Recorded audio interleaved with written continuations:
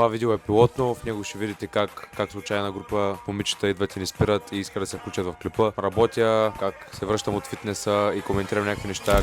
Там е странна тематика. Да, включи се.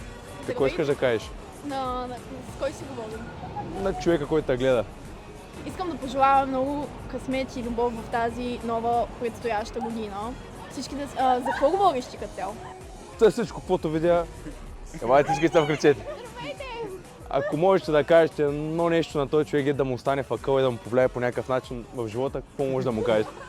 Не, честно, ако има някакъв проблем, ако се чувства тъжен, слаб, какво бихте му казали? А може този да човек? се купиш на психолог, аз ходя на психолог, много ми харесва. Не бе, честно, сериозно. Нещо, дето вас бе подкрепило така.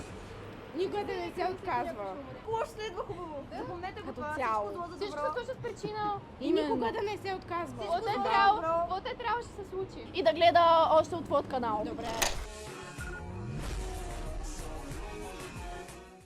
Както всяко нещо в живота, от началото е много страшно да го започнеш. Ще снимам откази от моето ежедневие, как работя, как минавам през трудности, как споделям трудности. Буквално ще документирам моя път, ще бъде един вид дневник към мен самия и ще е готино за спомен за мен и за някой друг, който му трябва да го види. Така че ако ви кефят нещата, които изборих, останете до края, абонирайте се за повече такива видеа, заедно подобряваме себе си, заедно да растем, заедно да търсим смисъл, да се подобряваме нас и обществото ни.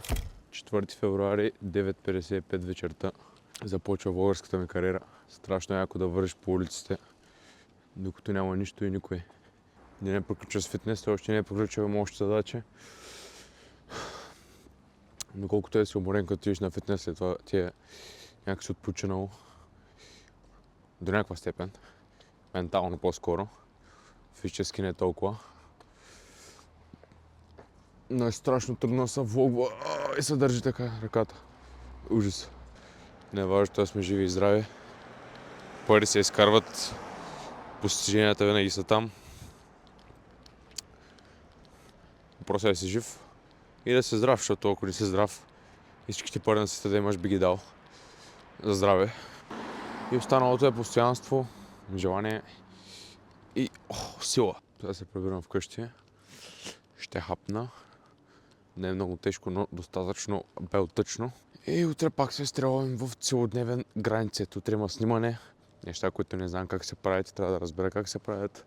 Типична порция от нещица. Дядо ми има днеска рожден ден, да е жив и здрав. Мога да го благославя, да го пази, да го променя.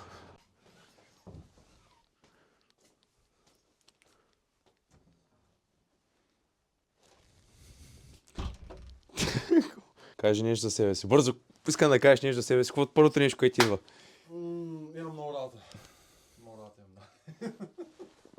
Братан! Искам да видя как най-добре трябва да държиш камерата, защото е супер неудобно.